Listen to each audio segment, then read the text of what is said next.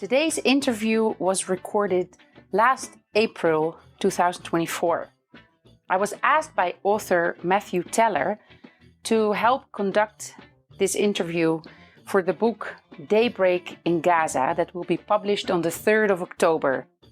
The book includes writing and images from almost 100 contributors. It brings together stories, essays, war diaries, memoirs, poems, and artworks by all sorts of people from Gaza or connected to Gaza. Writers and artists, but also shopkeepers, farmers, teachers, medics, office workers, and more. Matthew asked me to interview Yousef Khoury, who is originally from Gaza. He's a Christian Palestinian from Gaza, to be more explicit. And the Christian community in Gaza is small, but a very old traditional community. Yousef moved to Bethlehem, where he studied at the Bethlehem Bible College, and after obtaining his master's and PhD, he is now a professor of theology at the college. I've interviewed him before in December 2022, when we talked about Christian Palestinians and about Christian Zionism. Just before conducting this interview in April, Yousef had heard that the building where his family lived had been hit by an Israeli bomb, as his family was sheltering at the church. Now, in September 2024, Yousef's family remains in the north of Gaza. They are now sheltering in their old house in the neighborhood where Yousef grew up, the neighborhood around the Orthodox Church. Last week, this neighborhood was bombarded by Israeli airstrikes, killing 3 people, including a 3-month-old baby. It was a very traumatic experience for his family and for all the people of the church. It happened actually during a church mass, and the bishop and the priest had to pause the mass in order to go and help the people. The situation in the north remains very hard, with a lack of food and basic care for people. This interview holds memories of Yousef's childhood, and with him of over 2 million Gazans who have seen the destruction and erasure of neighborhood after neighborhood. These memories are now a very important historical document, and I want to thank Yousef deeply for allowing us to share his memories of Gaza. My family, this is an excellent question. Devastated, especially yesterday, the Israeli military around midnight or a little before midnight, they targeted the building, the apartment building, where my family has an apartment, the primary one they live in. But of course, since they moved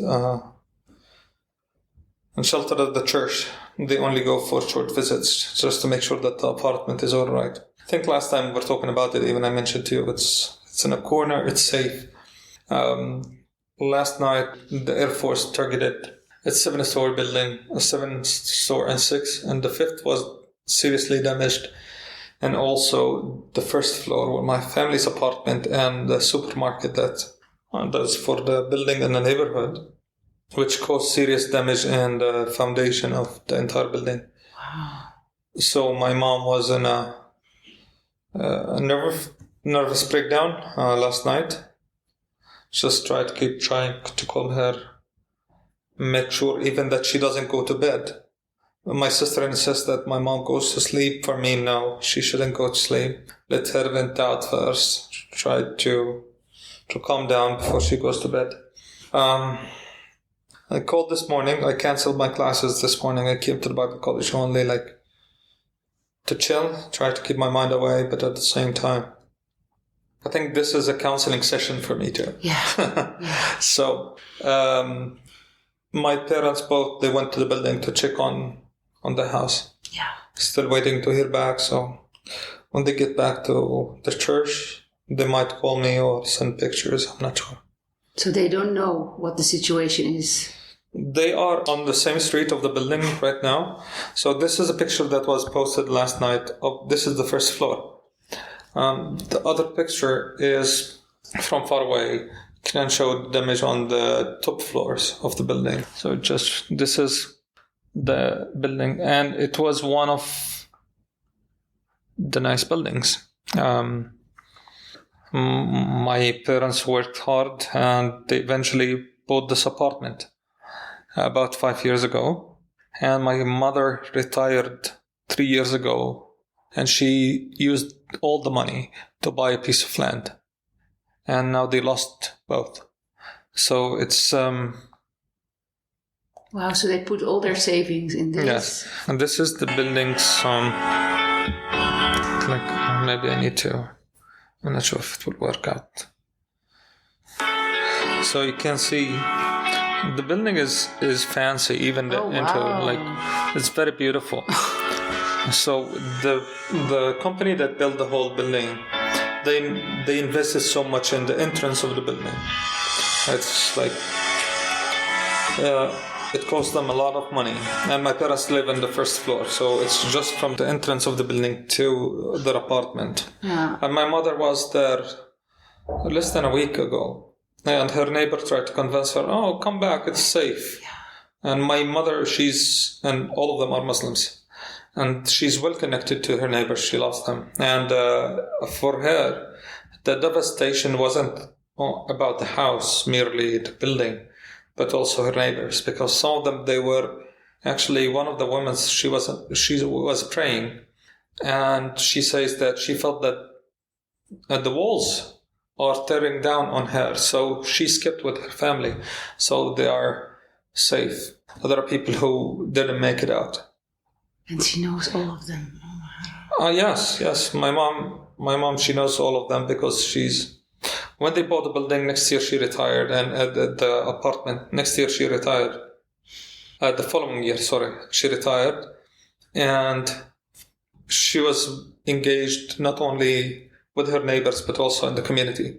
So my mom is on the board of, for example, of Auda hospitals, if you heard about them, in the north of Gaza.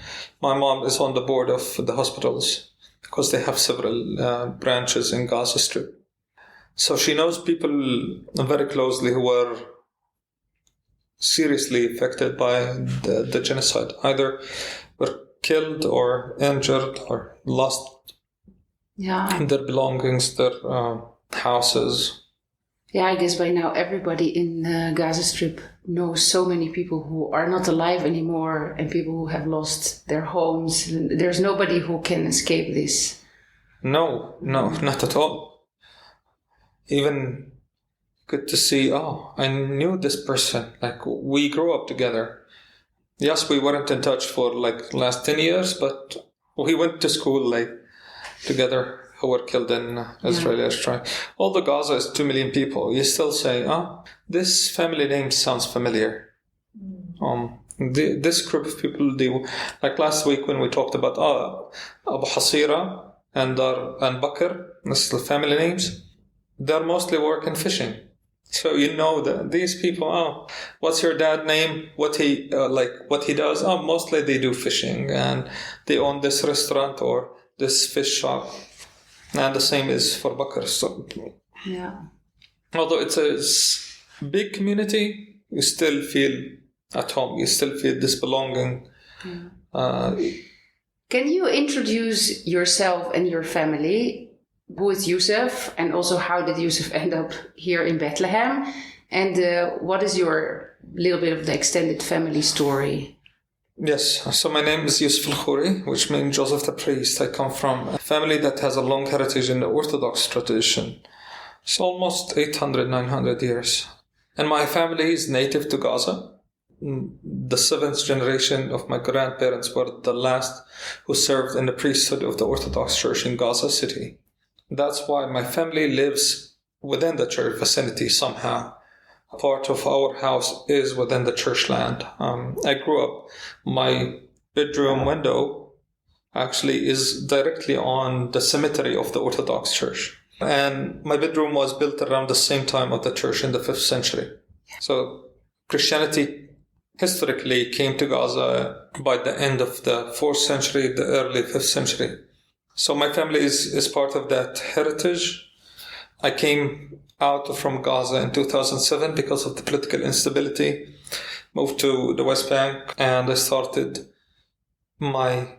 restarted actually my college education at Bethlehem Bible College and focusing on theology and biblical studies. Later on, I settled in Bethlehem. I finished my master's in the US and later my doctorate in the Netherlands, but I work full-time at Bethlehem Bible College for the last 6 years in education, training, advocacy. My family story has two parts. The first part is my paternal family, which is native to Gaza in the priesthood of the Orthodox Church. They were in the 1800s, 1900s, well-off family in many ways. My grandfather was believed to be, not according to me, according to other people that I heard from, he was the first to do blood work, lab blood work in Gaza in the we're talking about 1940s, while the British were still in Gaza, 1930s and 40s. So this is the part of paternal part of my family. The maternal part, my parents are cousins, but my grandmother is a Palestinian Christian refugee from Jaffa. She was displaced in 1948. She was 10 years old. Her name is Jamila, which means beautiful. And her stepmother, she was an orphan. Her mother passed away when she was very young. So her stepmother and my grandmother and her siblings fled to Gaza on a boat from Jaffa, and their father, he was at work and they couldn't wait for him because they heard the news that the Zionist militias are attacking Palestinian villages and committing horrifying massacres. So there was a lot of fear that forced people to leave. And my grandmother remained as a refugee. Since then, she wasn't allowed. What happened later, which I think this is the sarcasm of reality and life, that two of my uncles, one got married to an Israeli woman, Palestinian Israeli, so he received the Israeli citizenship.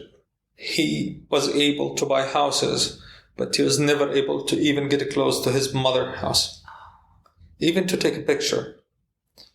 My other cousin, he went to the States. He migrated to the States in the 1980s. He got married to a Jewish gal. Yeah. And they have 4 adult children now.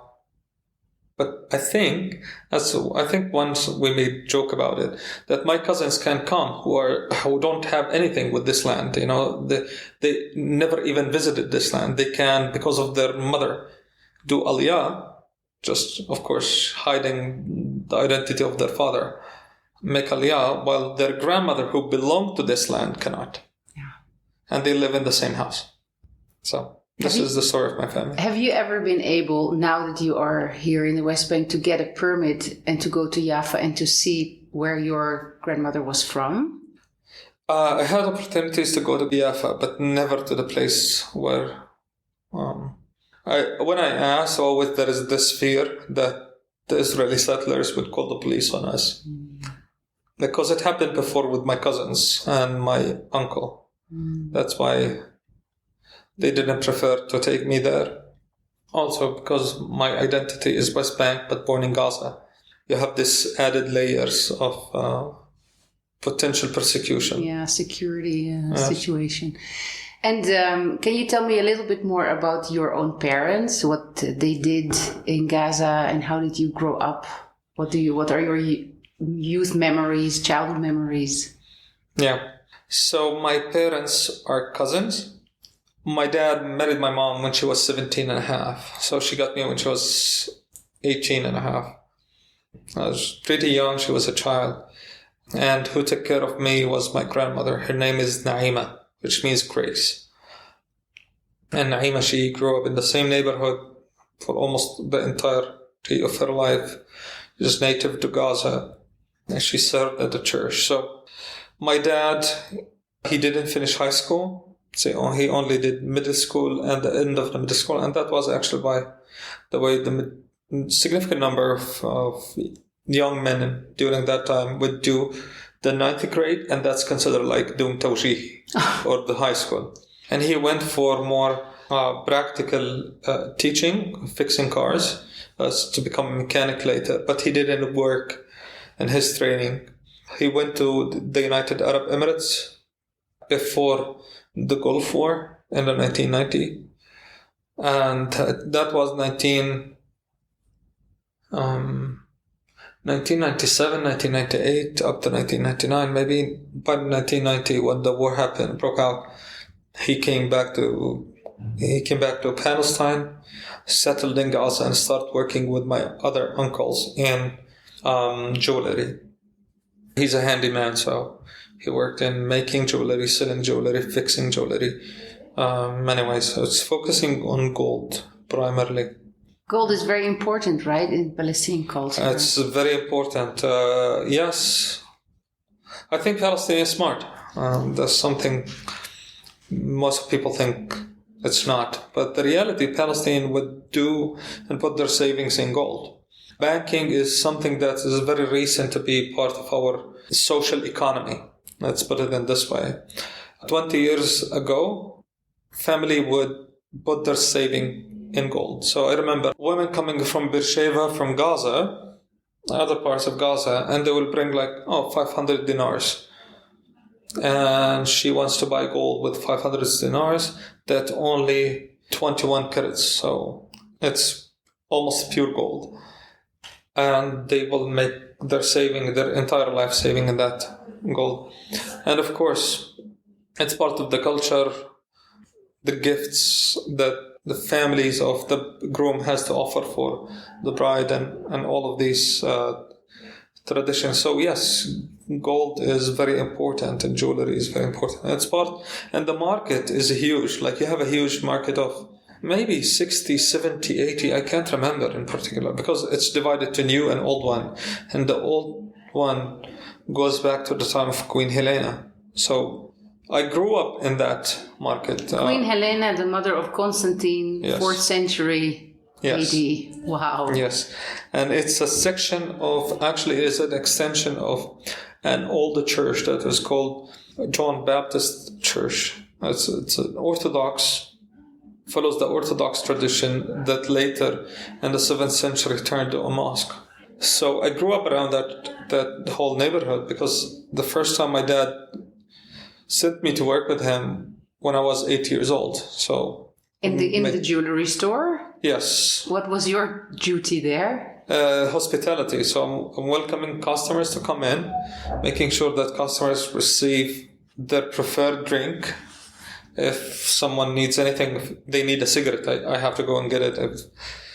And somehow to be like a bodyguard, just make sure that they are safe. And so I was 8 years old, but that was almost the case.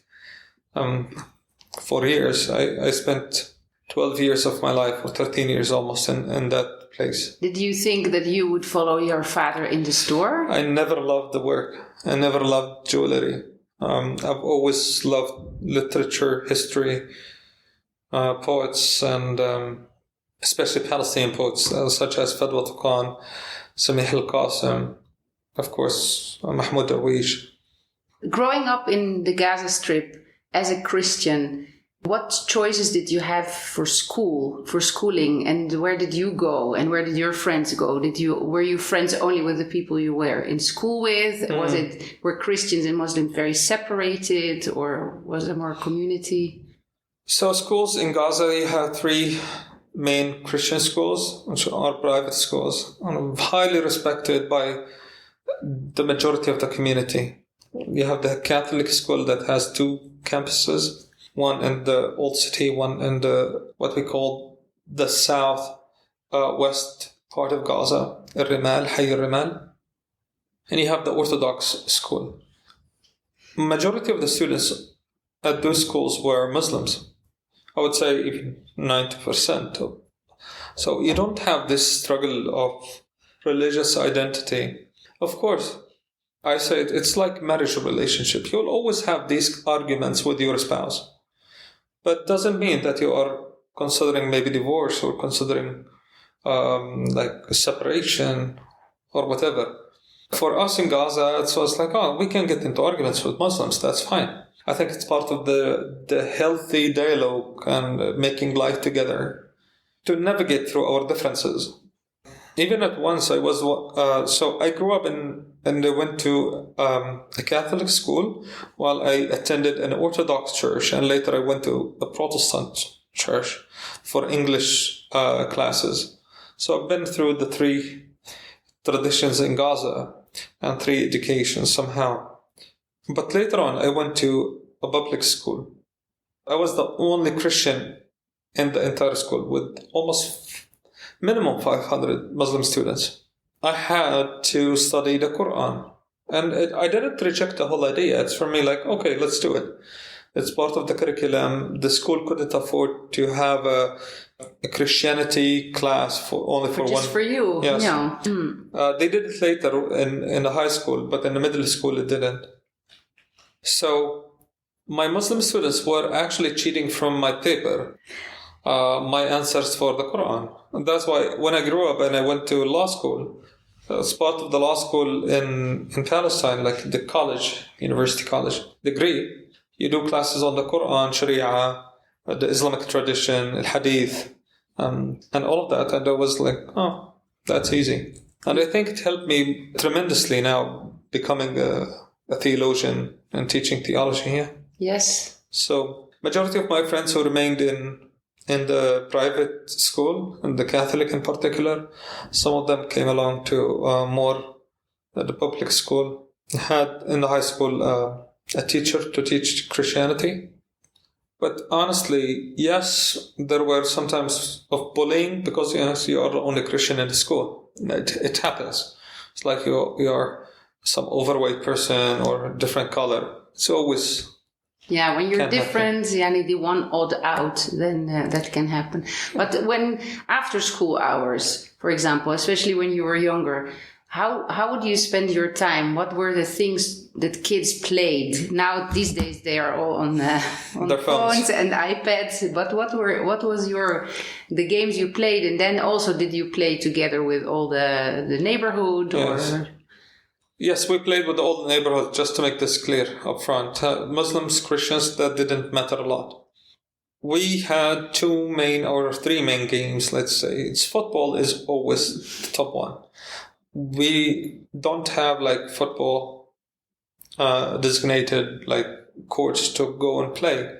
So we had to make our goals like 2 stones, and the goalkeeper would stand and like in the middle, and just on the other side the same, and we'll play teams, sometimes spending hours, like 5-6 hours as kids. Other games like marbles. Yeah. Gaza is a sandy land, so we invented games that accommodate to our topography in the land. Like we don't have hills.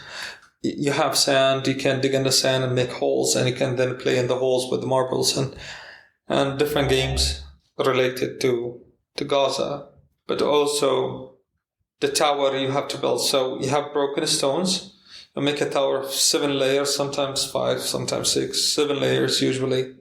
And the first team has to hit like a tennis ball and get the tower down, and then run as the other team trying to catch them.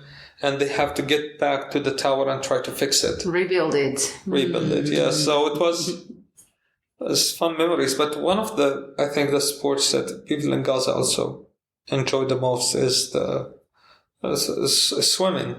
Yeah, you have the sea. Yes, of course. How important is the sea for Gazans? It's life-giving to Gaza. I remember my mother with all the blockade, with all the stress and the misery in the life of Gaza. She would say, like, at least at night, after your dad finished work, we went to the beach. He smoked his cigarette, we drank our coffee, and we came back home. And it felt like going to heaven and returning back to hell. In many ways. For people in Gaza, the sea is not only a beach or a natural resource. Sometimes they speak about the sea as a human being, as a close friend. Someone you can go and talk to, tell your stories, your worries, your burden. and you know that you're safe. The sea won't tell your story to anyone else. You can give the sea whatever, and it will keep it safe. So people felt that way toward the sea. And even now, the first thing that Gazans do when they feel that there is a calm down in the bombardment, they go to the beach. Yeah. Maybe you have seen this in Deir al-Balah, for example. After a day of heavy or a night of heavy bombardment, people in the morning were on the beach because it's for them like now they don't have clean water. They go take showers. They can wash their clothes. And if they can get fish to eat and feed their kids, that would be great for them. Does that mean that a lot of people have this as a hobby to go fishing and have their own boats to go into the sea and just bring some fresh fish home? Yeah, I hope, just to make it clear, boats in a Western concept are different than Gazan concept. Because boats in Western concept are usually fancy or like, it's nice ones. In Gaza, they are very traditional. They are actually maybe 100 years old in the shape and the way they were made. Just an engine add to it, a portable engine add to it. So these are very old boats that family kept inheriting and using for fishing. There was only a single modern boat in Gaza that was destroyed. I'm not sure. It's partly destroyed. It's unusable. I'm not sure now after this war if it still exists or not. So the families use these boats to go fishing, and these are mainly who do fishing to make a living. Like it's commercial. They sell it out to people. It doesn't feel like in the Netherlands when you talk about commercial fishing. It's like home and family owned business. You see a father and his kids. Like young kids go a whole night for fishing, and in the early morning they bring what they fished and sell it to people. With nets? Are they throwing out nets from the boat, or are they throwing out a line to fish? Both methods. Nets is the most when you are deep in the water. Line when you are near the shore. So, for example, my uncle, he used to go fishing almost sometimes every day. Like I can remember. When there's a lot of stress, he would go almost every day to the beach and for fishing, like spend an evening there, or sometimes late at night. But other days they would like go once a week or so. And fishing in Gaza is very affordable. Sometimes you can go to like the small cabins where they sell you the nets and the lines and the weight for fishing, and you can find one line that made around a Coke can, a Coca-Cola can, and they put a line around it with a weight, so people can go and buy it for 1 or 2 shekels. It's very affordable. You can use it for a night, and that's it all. No fancy stuff. It's homemade. People are going there just to relax. Enjoy their time, not just after just to have fishing for food, because to buy fish in Gaza is very affordable. One day, actually, after almost 13 years of not visiting Gaza, the first time I went to Gaza, it was 2019, maybe as permission, maybe 2019, and for me in the West Bank to buy crabs. It's usually the kilo of crabs around 40, and the time of really cheap is 30 shekels. In Gaza, you can buy a whole box of crabs for 30 shekels. Wow. So it's very affordable, very abundant. That's why you love the sea. That's why you're connected to the sea. You don't worry about any kind of food, It comes to you. It comes to you, right? So let's talk about food, because that means that fish is much more on the menu of traditional Palestinian food in Gaza than it would be here. So what are the things that people cook?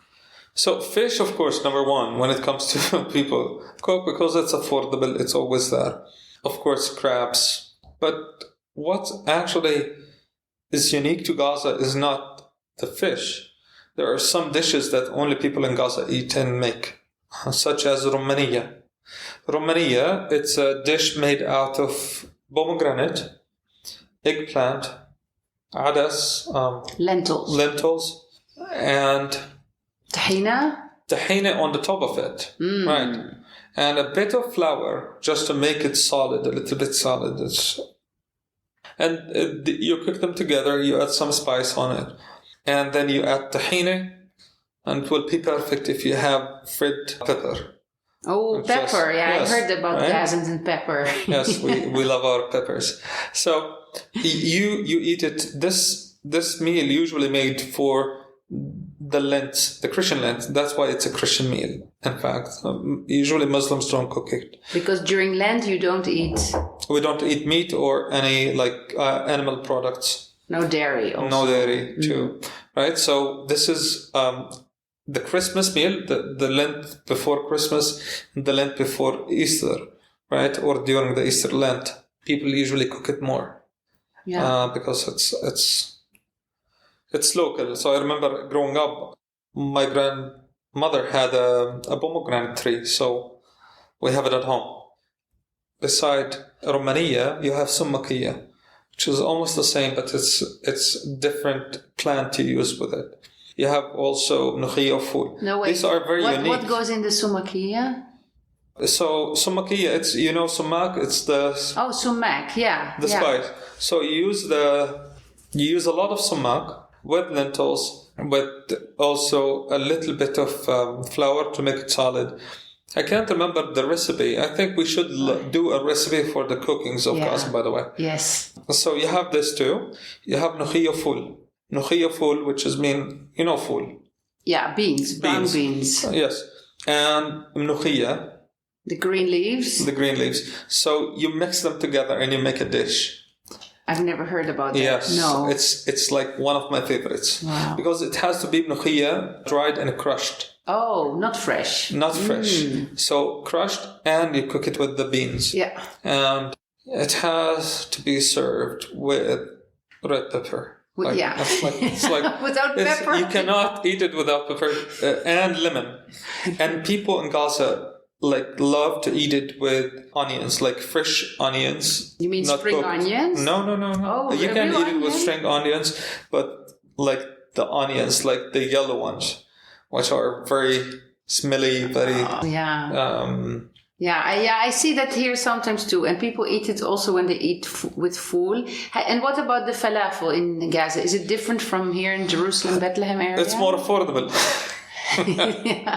I remember you can buy 10 falafels for 1 shekel in Gaza.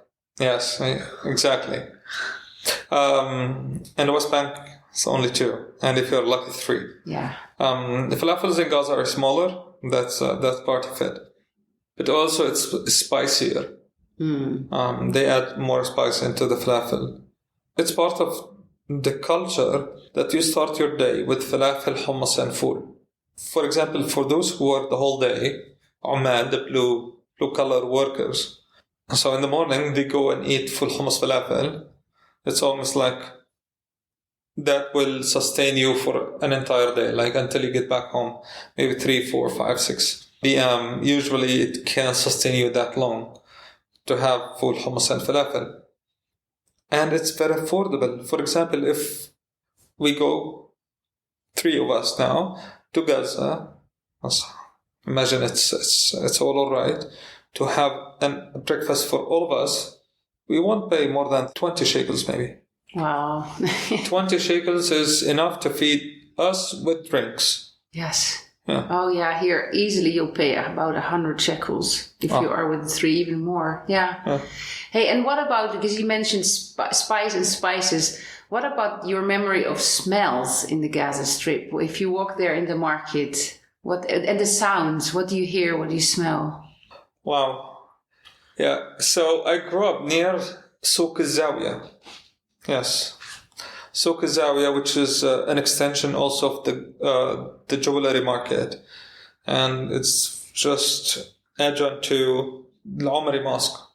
So you get out from Al-Umari Mosque, you are in the market. And of course, spice is one of the smells that you will get to experience along the way. Because they have towers of spice. And Gaza is well known. It was on the highway from India to Egypt, and all the spice. The incense route. Incense, right? So that's part of Gaza's tradition, and you get to smell it in every market. Besides hearing the call for a prayer, actually, Gaza has many mosques like before. Now, I think more than 260 mosques were destroyed. So mosques almost all day long are something you get to hear. If it's not a call for prayer, usually they have a Quran on loudspeakers. But also the old women, fallahin, who just like harvested their fruits from their land and they want to sell it. And she would like say, forgive me, I touch you. Yeah?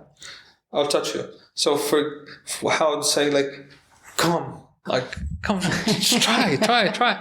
Like, do your wife know how to cook this? Come, I'll give you like, and they are like very touchy. That's why I was like touchy, because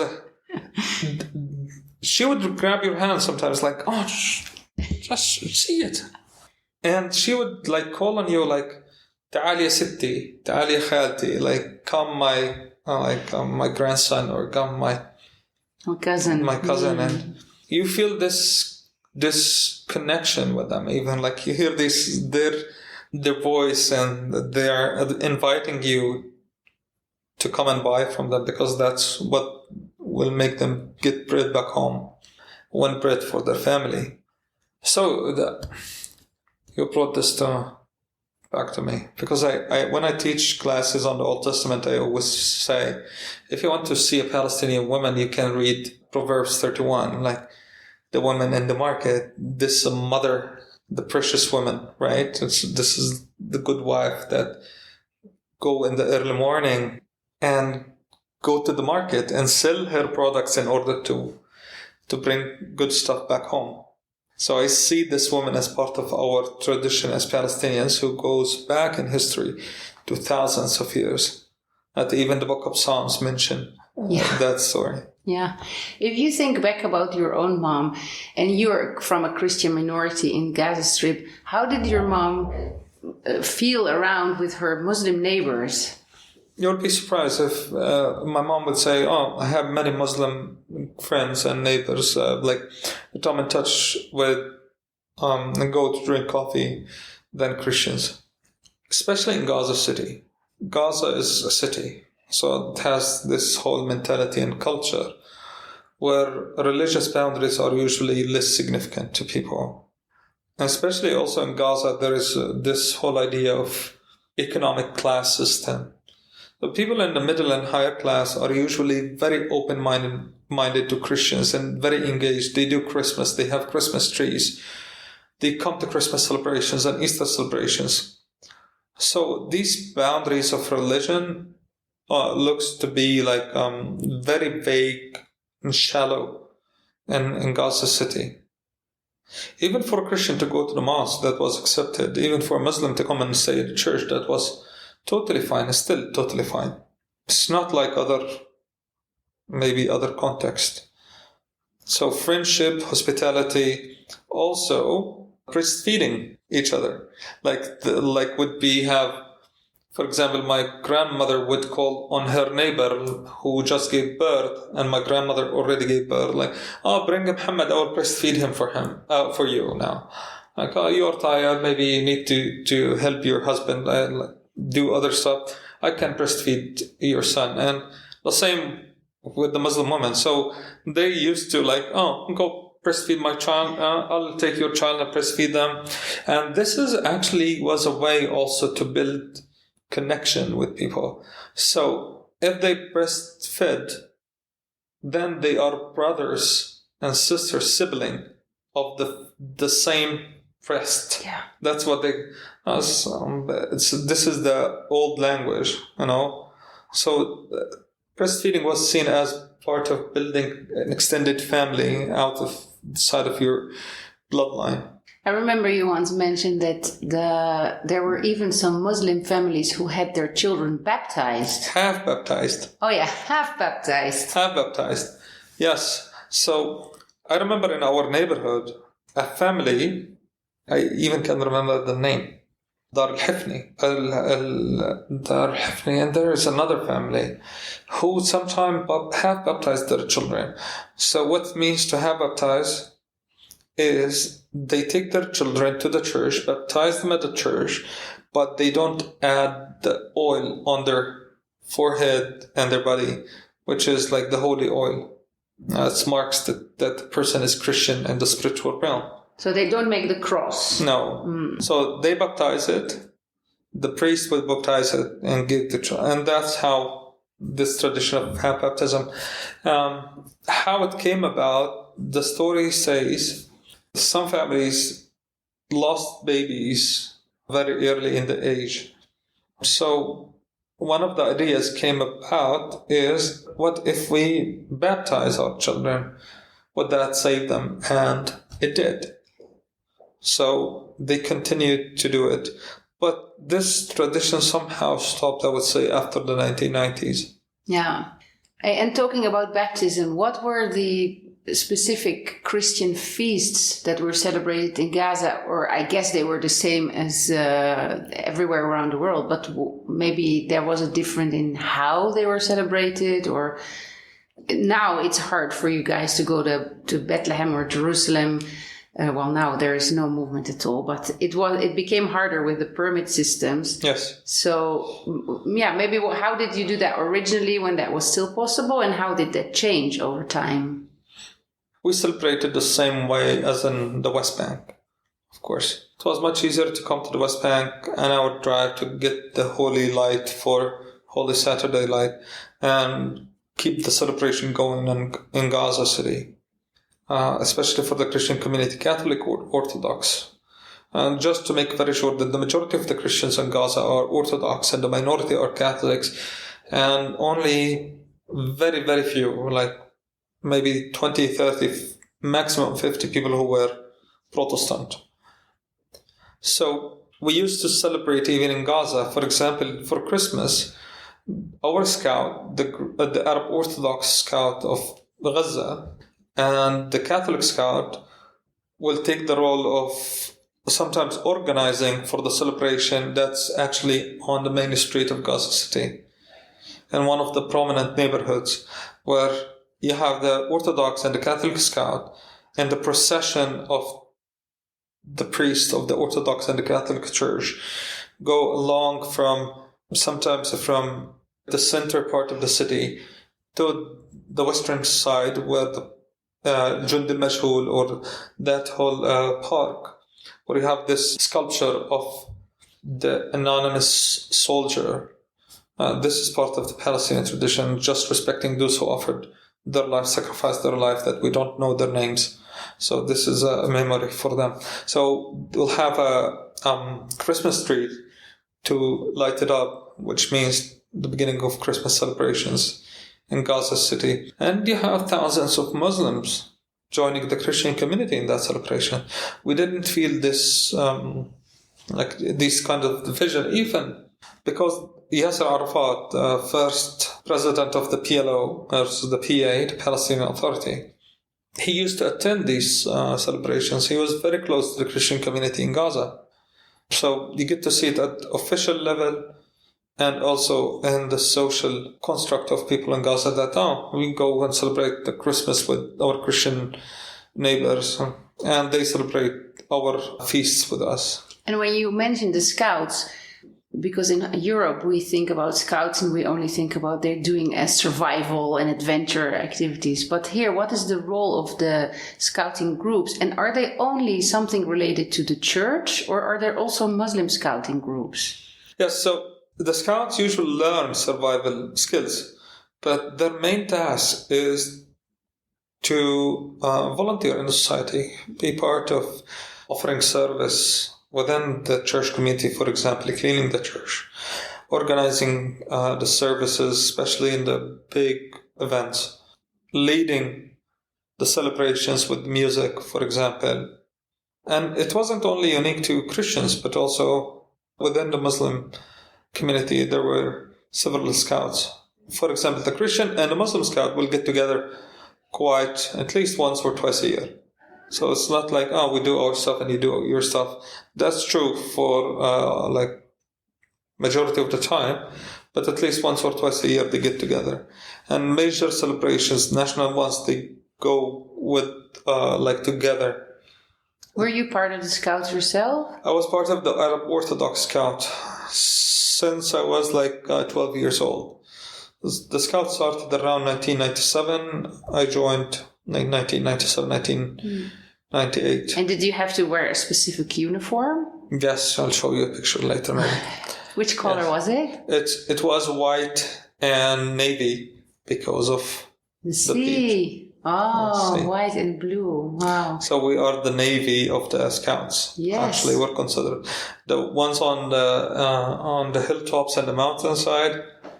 They mostly wear, have you noticed, darker colors when it comes to the shirts? Only very few, only the more recent Scouts, such as the Lutherans, they wear white. But in the West Bank, usually they wear beige or... That's so interesting. That's the same with the tatris, which is the embroideries. Each region of Palestine also you have specific embroideries. What do you know something about the specific colors or designs of the Gaza embroidery? I can't actually, because in the Christian community people didn't wear it much, but I could see it, and the old women who are in the market selling their products. If from your top of your memory, what colors do you see on the embroideries of the women's dresses? Oh, that's tough to call. Because here in Bethlehem, it's mainly red. There's a lot of red and black. Yeah. But don't forget that around my time, people didn't have these anymore, strict colors for each region. And it was only for the elderly Muslim women who would wear these clothes. Not Christians didn't do it. They were more westernized. So I can't recall it. No. Yeah. And we talked about the Scouts. Were there other specific groups that you would be a member of as a youth, related to your church, or related to your school, or hobbies, sports, centers? Centers, you mean, for example, the YMCA in Gaza, which was a community club, where majority of the Christians would go there almost, for sure, every Thursday evening. That's the peak hour and big day and peak hours for the YMCA, where the majority of the Christian community would be in the YMCA, maybe chatting in the garden, but you have also the basketball court, the tennis court, and also a room for chess. So you'll have people doing many things. And I remember as a teenager, we had a group of 10 young people, mixed boys and girls, would go there to play basketball, play other stuff, and at the YMCA. And meet on Fridays as well, afternoon, because it's the holiday. It's a weekend. What was it in that time when you were younger? Was it possible for you to travel, for example, to go to Jaffa or Tel Aviv or Jerusalem or Beersheba, other places to be outside from the Gaza city? When we were young, very young, that was possible, because we're talking about the period between 1994. And 2000, yes. But afterwards, was the Intifada and everything that changed. Do you remember going to these places? Do you have memory of that? Yes. I remember even coming to the West Bank, and for me, coming to Bethlehem. These are villagers. This country lives in the past. They are somehow looked at different than Gaza. Gaza was seen as modern. We have our treasure, the sea. They don't have a sea. So you look at the West Bank, these are poor people. And you were the Gaza City people. Yeah, so we are the Gaza City people. So people come to the West Bank was only just for Jerusalem and the Church of Nativity, but it was Gaza City.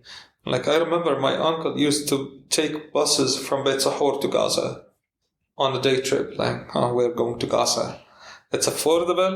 It's beautiful. Go spend time on the beach, see family and come back. Yeah, and it's only an hour drive. Yes. It seems sometimes so far for us, but it's so close actually. It's much easier to travel to the States and go to Gaza. And that's what I told my friends. For me, as Palestinian who has family in Gaza, it's much easier for me to travel anywhere in the world, but not Gaza. It took me 13 years to get permission to go visit my family. Yeah, because I want to move slowly towards the end of this conversation, but I want to speak about something more personal, which is your identity. You grow up somewhere, and then you go through this. Everybody goes through an identity situation when you're a teenager. Yeah. Then you're part of a Christian community, which is minority.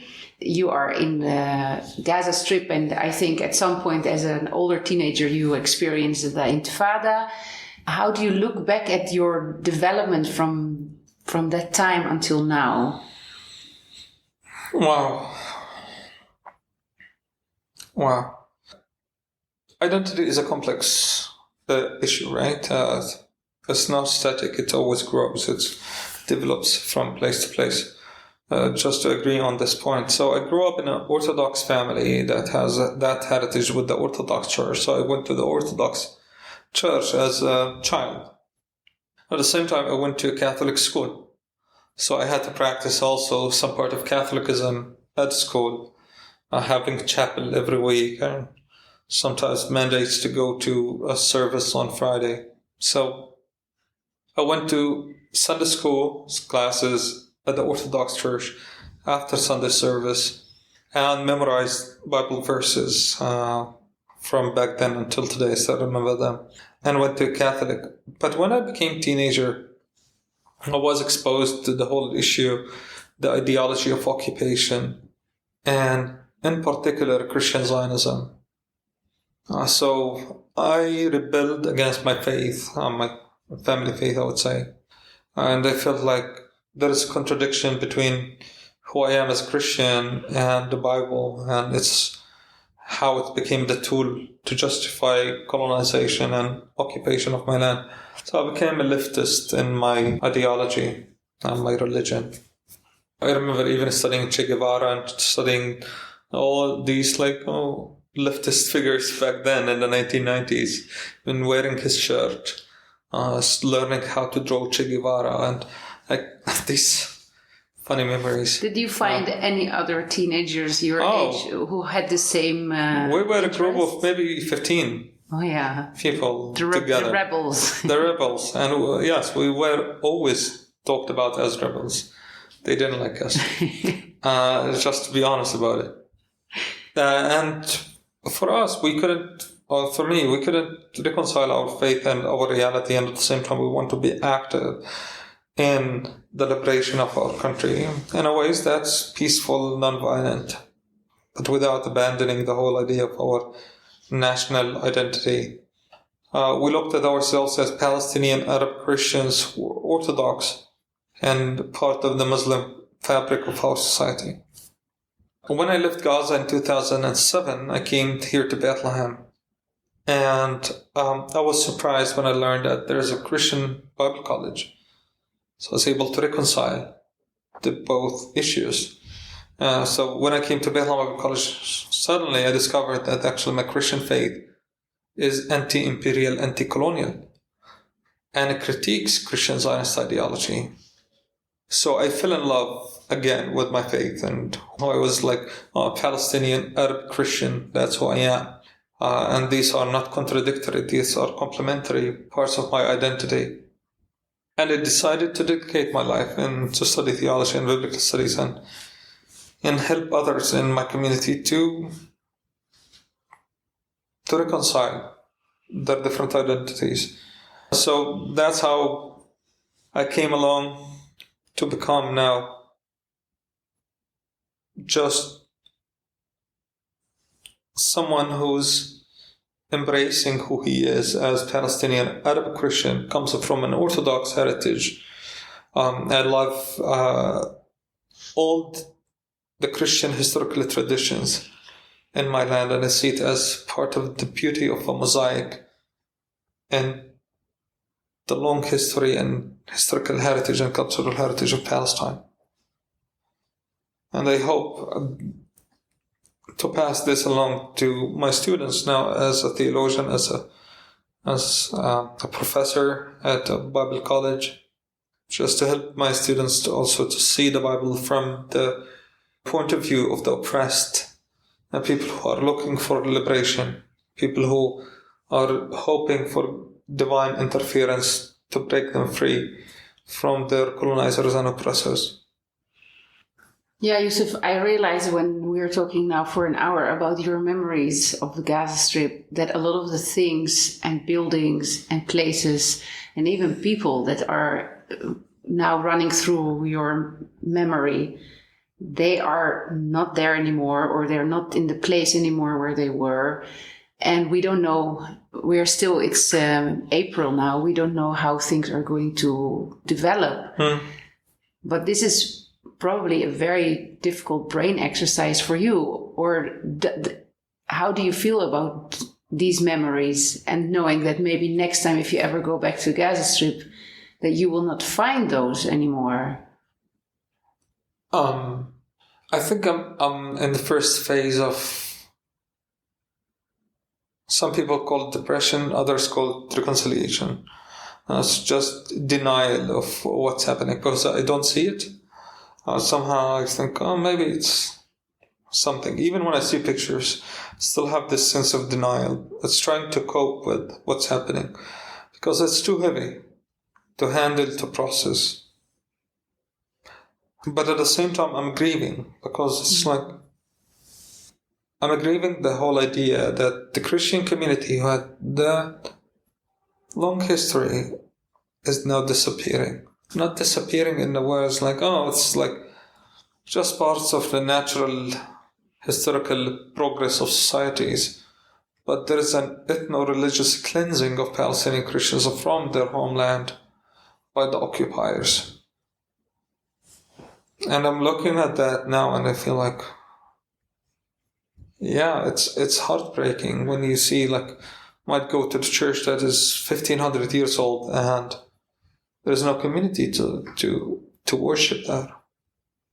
As people, friends who were killed in the Israeli strikes, one of them that's a very dear friend of mine, a person that I admired, just for his gentleness, kindness, thoughtfulness. His name is Haytham Tarazi. And Haytham was a brilliant pharmacist.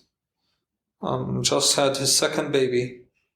And because of all the viruses now in Gaza several months ago, he got infected, had fever, no way to go to hospital, and he passed away. So whenever I think about Haytham, and sometimes I go and see these pictures, so my heart breaks because the world is losing one of the smartest, most genuine, kind, loving, caring people on the planet, and I mean it. We were misrepresented as terrorists, as bloodthirsty, as illiterate, as all of these bad images, but we are not all these.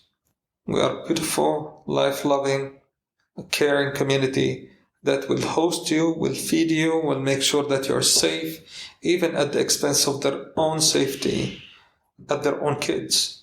We are a community that's innovative. We refuse to give up. I think the world needs people like Gazans who refuse to give in to despair. They refuse to give up on life.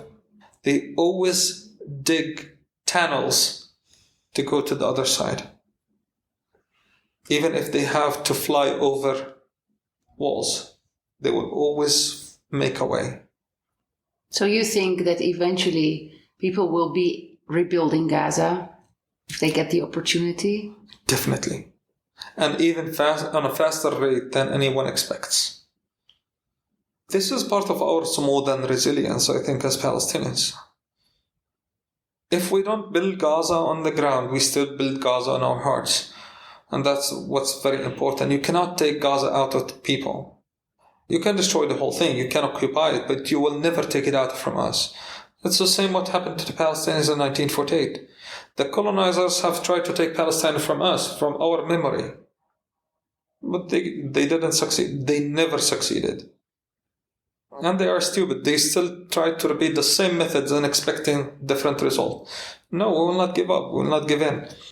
We will still build Gaza. If not on the ground, we'll have it built in our memory, in our imagination, and in our heart. Till one day we build it again. Yeah, for that it's very important to keep all those memories alive. And I want to thank you very much, Yousef, for sharing this with us, because I know it can be very painful, and it's really like a soul search. So I really appreciate your time. Thank you, Kristen. Thank you. The book Daybreak in Gaza, Stories of Palestinian Lives and Culture was edited by Mahmoud Mouna and Matthew Teller with Juliet Touma and Jayab Abu Safia. It is published by Saki Books in London. Profits from the sales are being donated to the charity Medical Aid for Palestinians. You can order Daybreak in Gaza from the 3rd of October at your local bookshops in any country, or from Amazon and other online bookstores. But there are 2 extra special ways to order: directly from the publisher at sakibooks.com. They will ship worldwide, and buying from the publisher maximizes the amount going to the charity. Or you can choose to support the Palestinian economy directly by ordering it from the educationalbookshop.com. This is a Palestinian-owned, Palestinian-run bookshop in the eastern part of Jerusalem, run by the co-author of Daybreak in Gaza, Mahmoud Mouna, and his family for many years, and they will also ship worldwide. I will leave links in the show notes. This October and November, the editors, Mahmoud Mouna and Matthew Teller, will be speaking about Gaza and Palestine in London and in cities around the UK, with events planned also in Amsterdam, Brussels, Frankfurt, and other places are coming. So keep an eye on the website sakibooks.com and on Matthew's website, matthewteller.com, where the tour updates will be posted. The launch event is scheduled for Thursday the 3rd of October at the famous Stanfords bookshop in London. Matthew is also the author of The 9 Quarters of Jerusalem, a wonderful book, one of my favorites. And with Matthew, I'm right now working on a guided tour in Jerusalem based on his book. So once that is ready, I'll tell you all about it.